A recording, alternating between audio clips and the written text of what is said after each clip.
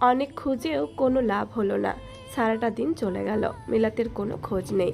এদিকে অনুরূপের অবস্থা শোচনীয়। ও কোনো কুল কিনারা খুঁজে পাচ্ছে না। প্রচণ্ড কষ্টে বুক ফেটে যাচ্ছে, বারবার চোখ জোড়ায় জল জমছে। এতটা কষ্ট এই 29 বছরের জীবনে ও কখনো পায়নি। এখন পর্যন্ত বাসায় কেউ জানে না, না অনুরূপের বাসায় আর না মিলাতের বাসায়। সন্ধ্যায় কলি বেগম ফোন করেই বললেন, কিরে বাবা, সে সকালে নাস্তা না করেই বের হলি, এখনও ফিরলি না? কলও করেছি কতগুলো, রিসিভ করলি না। কি হলো বলতো? চিন্তা হচ্ছে তো আমাদের। মায়ের কথা শুনে অনুরূপ নিজেকে আর ধরে রাখতে পারল না, শব্দ করে কেঁদে ফেলল। ছেলের কান্না শুনে কলি বেগমের বুকটা ধক করে উঠল। ছেলেরা স্বভাবসুলভ এমনিতেই কাঁদে না, তার উপর তার অনুরূপ তো কাঁদেই না। সেই কবে ছোটবেলা যখন ওর দাদি মারা গিয়েছিল তখন কেঁদেছিল, তবে আজকের মতো না। আজকের কান্নাটা অন্যরকম। ছেলের ভেতরের কষ্টটা তিনি বুঝতে পারছেন। সাংঘাতিক কিছু না ঘটলে এভাবে চিৎকার করে কাঁদতো না ছেলেটা। কলি বেগম নিজেকে শক্ত রেখে জিজ্ঞেস করলেন, কি হয়েছে বাবা, কাঁদছিস কেন? কোথায় তুই? কান্নার মাঝে অনুরূপ বলে উঠল, মা, ও মা, আমি তো মিলাতকে খুঁজে পাচ্ছি না। ওকে এনে দাও মা, আমার অনেক কষ্ট হচ্ছে। কি হয়েছে মিলাতের, আর তুই কোথায়?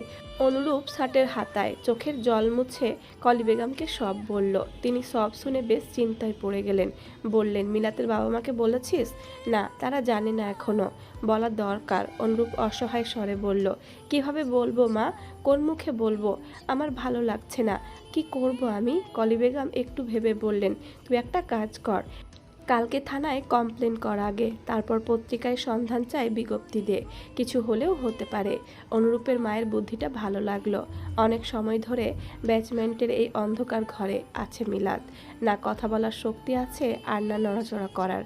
ভীষণ অসহায় লাগছে ওর। মনে হচ্ছে ওকে কোনোদিন আর কেউ খুঁজে পাবে না। বারবার বাবা মা আর অনুরূপের কথা মনে পড়ছে। আর কি কখনোই দেখা হবে না ওদের সাথে? মিলাতের চোখ দিয়ে জল গড়িয়ে পড়তে লাগলো কেবল। মনে পড়ে যেতে লাগলো অনুরূপের সাথে কাটানো সময়গুলো। জীবন এত ছোট কেন? ভালোবাসার জন্য আরেকটু সময় কি পাওয়া যেত না? মন ভরেনি তো?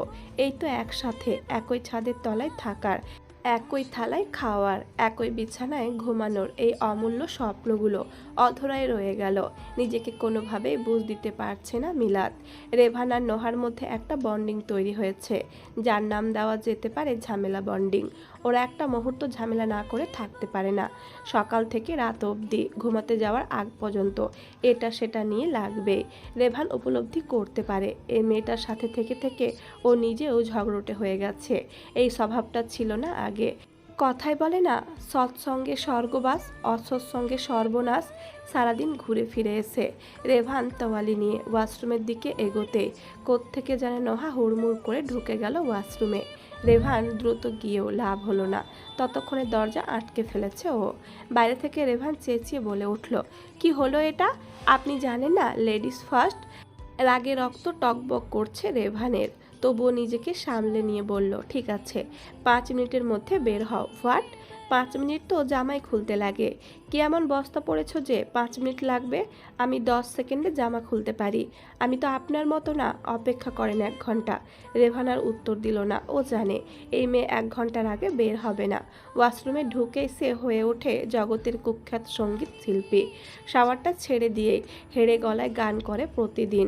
আর বাইরে বসে রেভান বিরক্ত মুখে সেগুলোই শোনে, যেমন আজ গাইছে, সময় পাইলে টাঙ্কি মারতে আইও ও বন্ধু গো, সময় পাইলে টাঙ্কি মারতে আইও।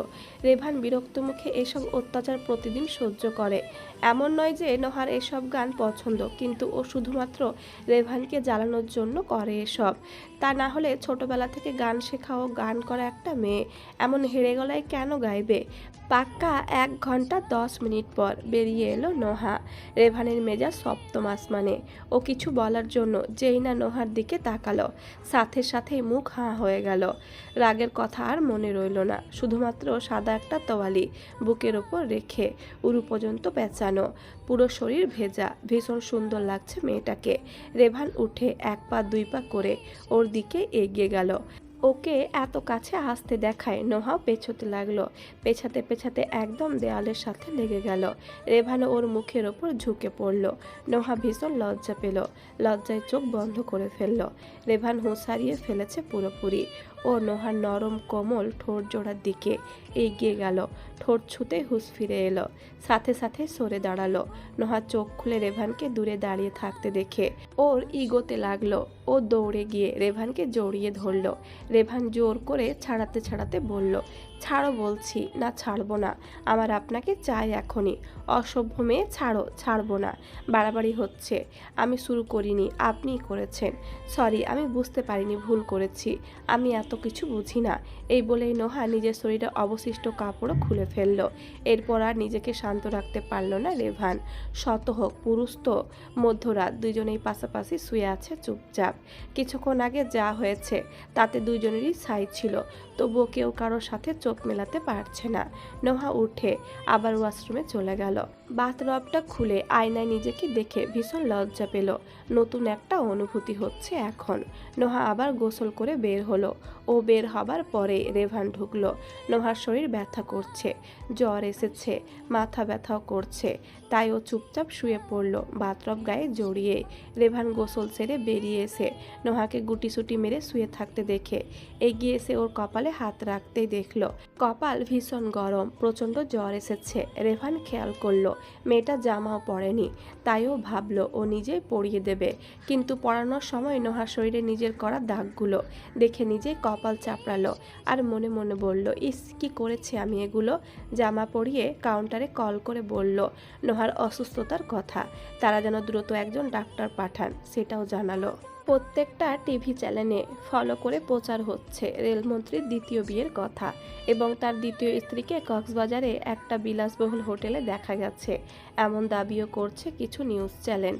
তার কয়েকটা ঘোলা অস্বচ্ছ ছবি ঘুরে বেড়াচ্ছে যোগাযোগ মাধ্যমে। হোটেলের নামটা জানতে পেরে সেখানেই ছুটল অনুরূপ। হয়তো ওরা কোনো সাহায্য করতে পারবে এই আশায়। ক্ষুধা, ক্লান্তি আর একইভাবে অনেকক্ষণ বসে থাকার দরুন শরীর ব্যথা, মাথা ব্যথায় আবার জ্ঞান হারিয়েছে মিলাত। এখান থেকে বেঁচে ফেরার আশা পুরোপুরি হারিয়ে ফেলেছে ও। এবার শুধু মৃত্যুর অপেক্ষা। সাইমন বিচ রিসর্টের রিসেপশনে গিয়ে অনুরূপ বলল, আমার একজনের খোঁজ চাই। রিসেপশনিস্ট ছেলেটা বলল, সরি স্যার, আমরা কারো ব্যক্তিগত তথ্য দিতে পারবো না, এটা আমাদের রুলসে নেই। আচ্ছা, আপনাদের ম্যানেজার কোথায়? ওনাকে ডাকেন। ছেলেটা ফোন করে ম্যানেজারকে ডাকতে সে হাজির হলো মিনিট খানেকের মধ্যে। তাকে দেখে অনুরূপ অনুরোধের স্বরে বলল, ভাই, আমার একটা হেল্প লাগবে। আমার স্ত্রীকে খুঁজে পাচ্ছি না। আমার ধারণা আপনার হোটেলে আছে ও। আপনি প্লিজ একটু হেল্প করেন। কীরকম হেল্প চাচ্ছেন আপনি? অনুরূপ মিলাতের ছবি দেখিয়ে বলল, ওর ডিটেলস লাগবে। ম্যানেজার রিসেপশনিস্টকে বলল, এই নামের কেউ আছে কিনা চেক করে দেখুন। রিসেপশনিস্ট ছেলেটা দুইবার চেক করেও পেল না। ম্যানেজার অনুরূপকে বলল, না ভাই, এই নামে কেউ নেই এই হোটেলে। অনুরূপ হঠাৎ বলল, হোটেলের সবগুলো রুম যদি একবার দেখা যেত তাহলে ভালো হতো।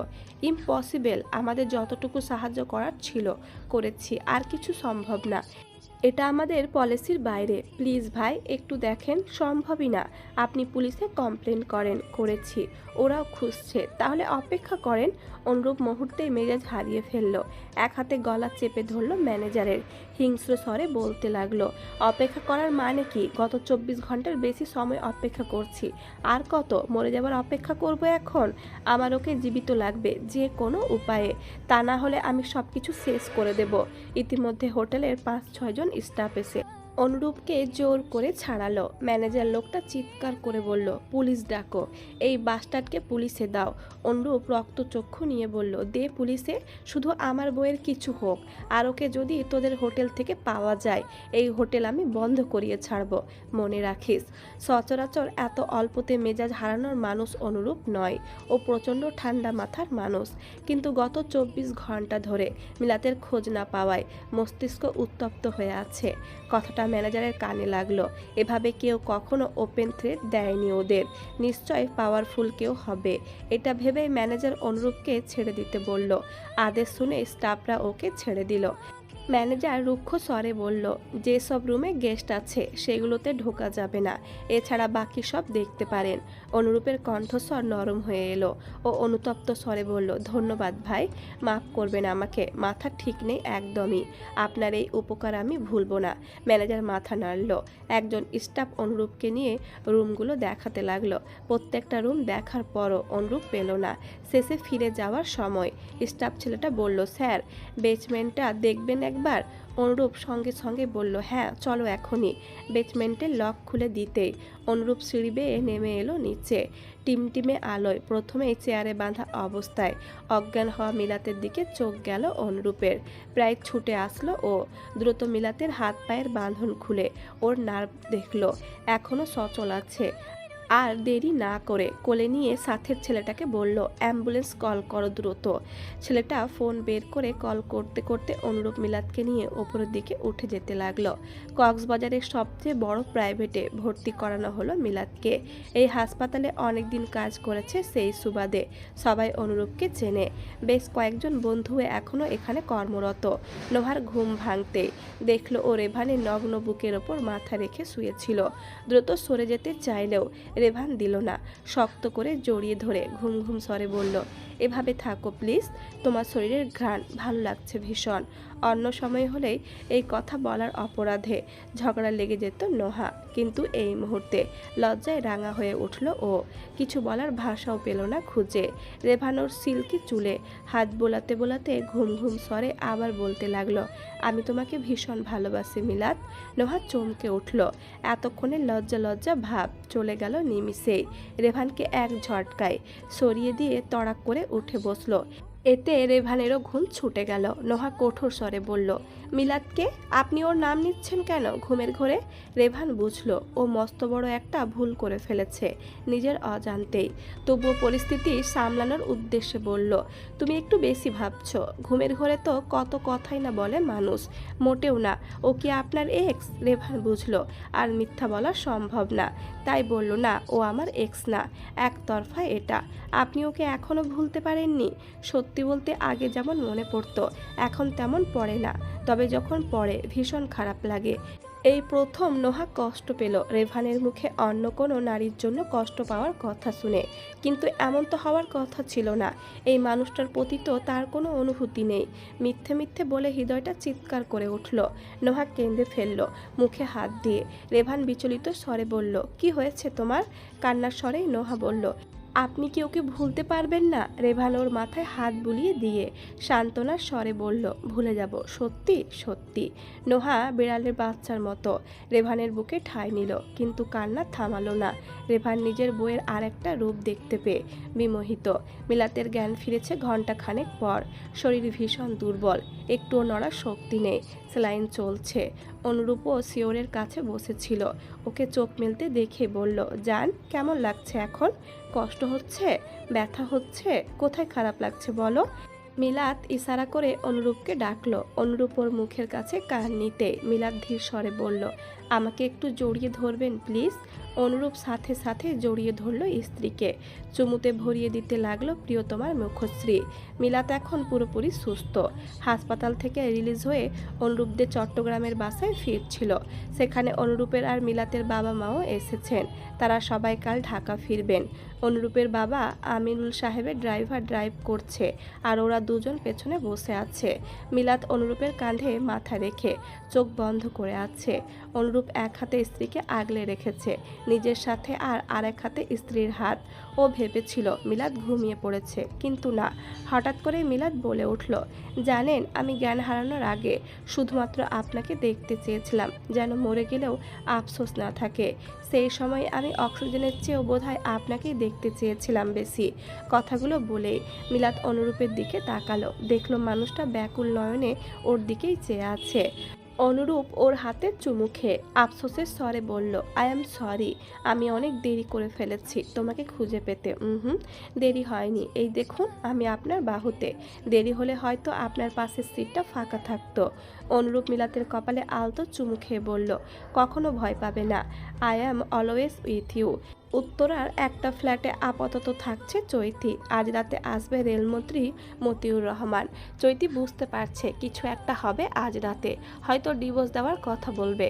ও জানতো আজ হোক কাল হোক মতিউর রহমান ওকে ছুঁড়ে ফেলবে, তাই আগেই জাল বিস্তার করে রেখেছিল।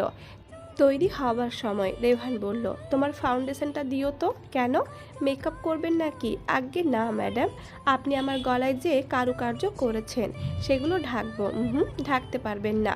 আপনিও তো আমার শরীরে দাগ বসিয়েছেন, আমি কি ঢেকেছি? ম্যাডাম, আমি আপনার গলায় বসাইনি, যেখানে বসিয়েছি সেটা কভার করা। আপনি না ঢাকলেও চলবে, কিন্তু আপনি তো আমার গলাটাও বাদ রাখেননি, সেই জন্যই লাগবে। হুম, আপনি এভাবেই বের হবেন।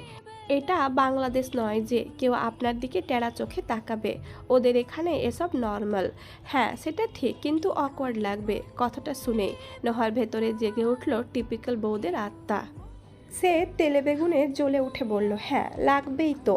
আমাকে তো আর ভালোবাসেন না। আজ যদি ওই মেয়েটা বাইর দিত তাহলে তো আপনি খালি গায়েও ঘুরতেন দেখানোর জন্য। রেভার মাথায় হাত দিয়ে মনে মনে বলল, এই কেমন মুসিবতে পড়লাম মাবুদ। তবে বইয়ের রাগ ভাঙানোর জন্য বলল, আচ্ছা ঠিক আছে, ঢাকলাম না। আমার বইয়ের দেওয়া ভালোবাসা আমি সবাইকে দেখাবো। দাঁড়াও, শার্ট প্যান্টও খুলে ফেলি, আন্ডারওয়্যারটা থাক শুধু। তুমি তো আমার গলায় দাওনি, শুধু আরও জায়গায় দিয়েছ, তো দেখুক সবাই। না, একদম মেরে ফেলবো। এটা বলে পরক্ষণেই মুখ ভেঙচে বলল, আচ্ছা যান, ঢেকে ফেলুন। যদিও রেভানা ঢাকলো না, তা দেখে নোহা খুশি হলো।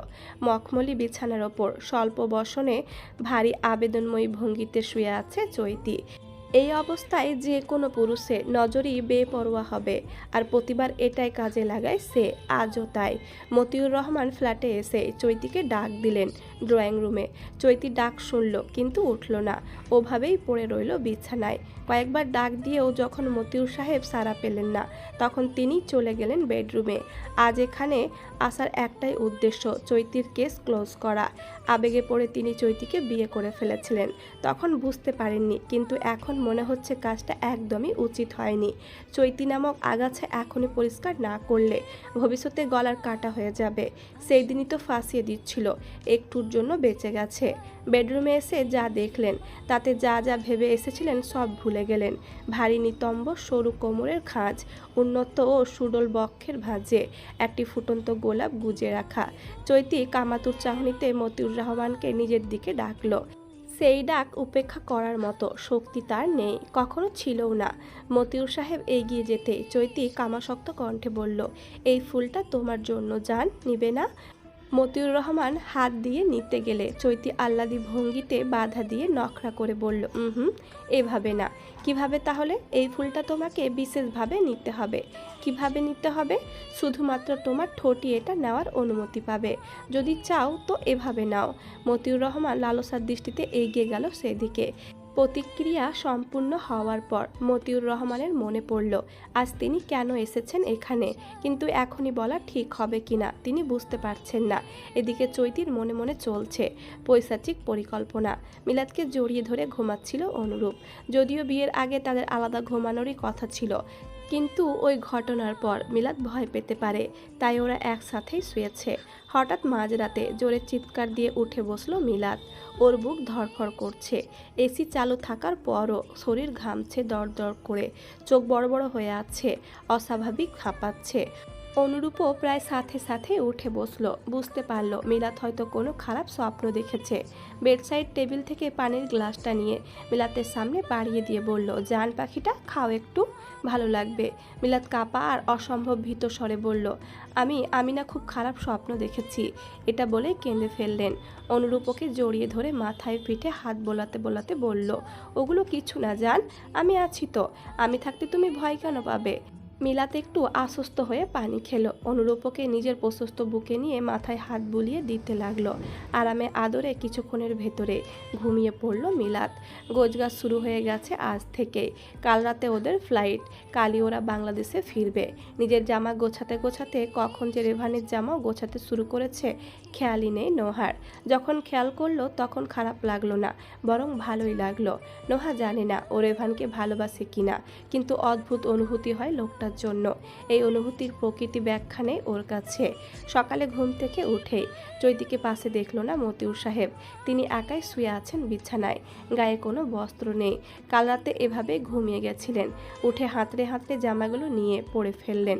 গোসল করাটা জরুরি ছিল, কিন্তু হাতে সময় নেই। তিনি চৈতিকে ডাকতে ডাকতে বের হলেন রুম থেকে।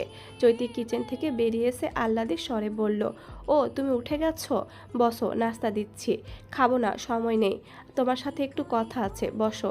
আরে 5 মিনিট লাগবে, চুপচাপ বসো। বিয়ে করেছি, নিজের বরকে একটু রেঁধে বেড়ে খাওয়ানোর সুযোগও পাবো না? মতিউর রহমান বিরক্ত হলেন, ধমকের সুরে বললেন, বসো তো, তোমার নাস্তা আমি খাবো না।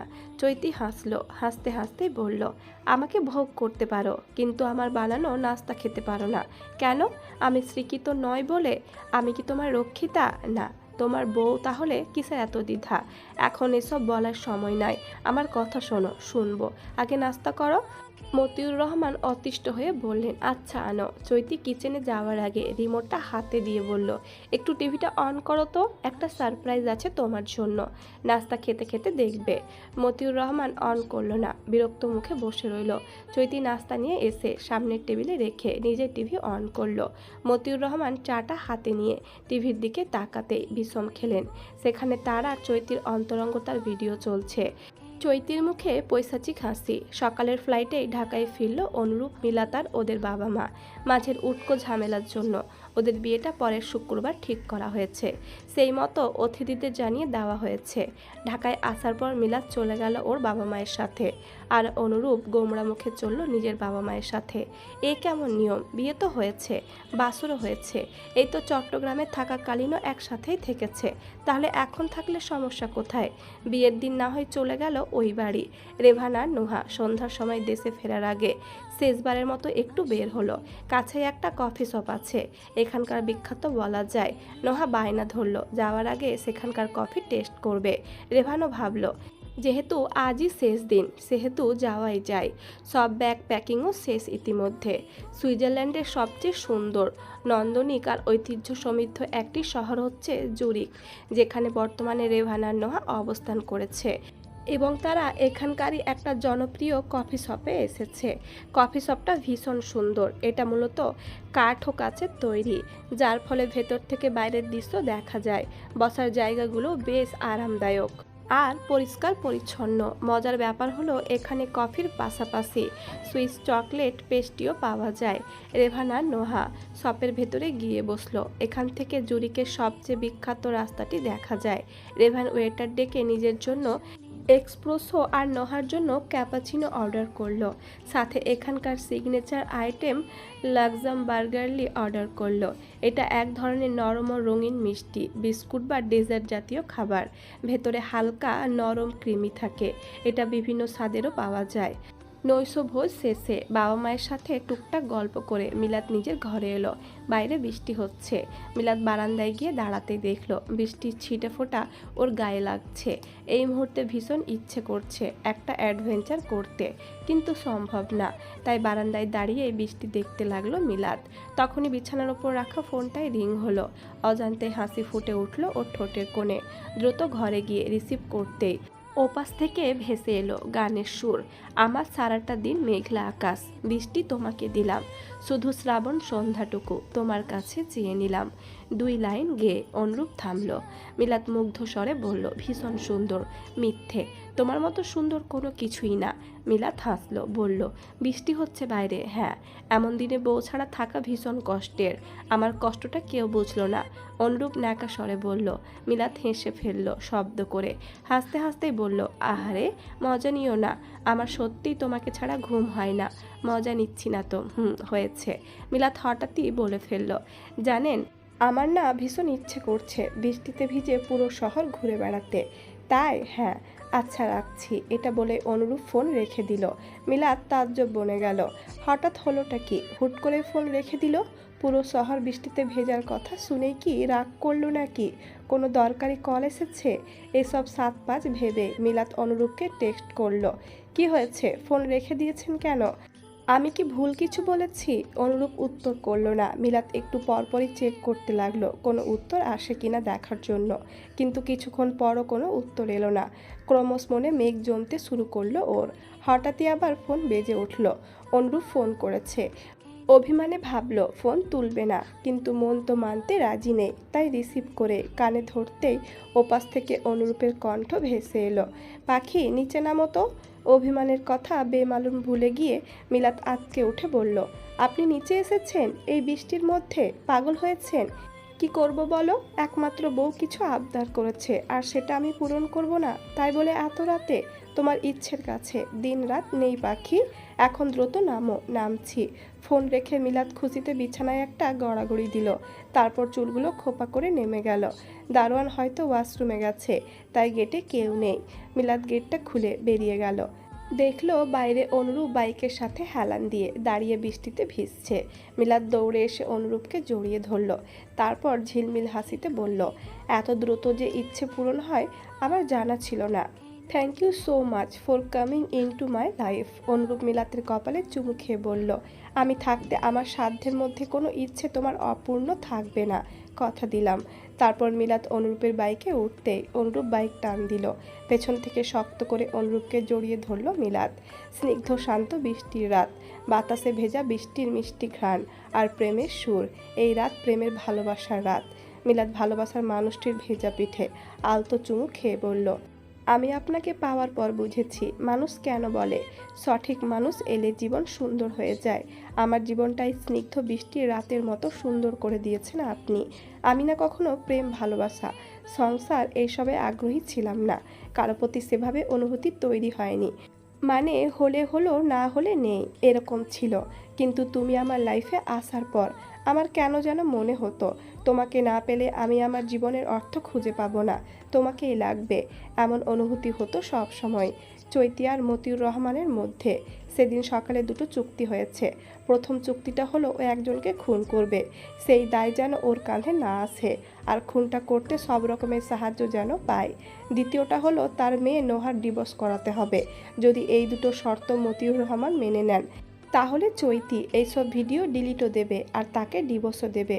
মতিউর রহমান প্রথমে অস্বীকৃত জানালেও পরে মান সম্মান আর ক্ষমতা হারানোর ভয়ে রাজি হলো। চৈতি জানতো এমনটাই হবে। কেউ কারো ক্ষমতা ছাড়তে চায় না এত সহজে। ও ভীষণ খুশি, যাক এতদিনে ওর মনের আশা পূর্ণ হবে। চৈতি শপথ করে মিলাদকে শেষ করে দিয়ে ও রেভানকে নিয়ে অনেক দূরে চলে যাবে। তারপরই মনে প্রশ্ন আসে, রেভান যদি ওর সাথে না আসতে চায়? চৈতি কুটিল হাসে, সুস্থ বা অসুস্থ যেভাবেই হোক ওকে তো আসতেই হবে। বৃষ্টিতে ভিজে পরের দিন দুইজনেরই ভীষণ ঠান্ডা লেগেছে, যদিও এই ঘটনা এখনও কেউ জানে না। কলি বেগম ছেলের জন্য গরম দুধ নিয়ে এসে বলল, এটা খা, ভালো লাগবে। আচ্ছা একটা কথা বলতো, তোদের দুইজনেরই একই দিনের ঠান্ডা লাগলো কিভাবে? মিলাদকে ফোন করলে ওরও ভীষণ ঠান্ডা লেগেছে, তোরও, ব্যাপারটা কি করে? ইটস অনলি পেয়ার মা। অনুরূপ ভাঙা স্বরে বলল। কলি বেগম মুখটা বাঁকা করে বললেন, বিয়ে হলো না দুদিন, এরই মধ্যে রোমিও হয়ে গেছিস। কি করব মা, বাবার আদর্শ ছেলে তো আমি। কলি বেগম ছেলের দিকে চোখ গরম করে কপট রাগী স্বরে বললেন, হয়েছে নাটক, এখন এটা গরম গরম খা। আমি আসছি 5 মিনিট পর। আচ্ছা। মা যাওয়ার পর অনুরূপ মিলাদকে কল করলো। রিসিভ করতেই বলল, কি অবস্থা বউ? আপনার যে অবস্থা আমারও সেই অবস্থা। এটা বলে দুইজনেই একসাথে হেসে উঠল।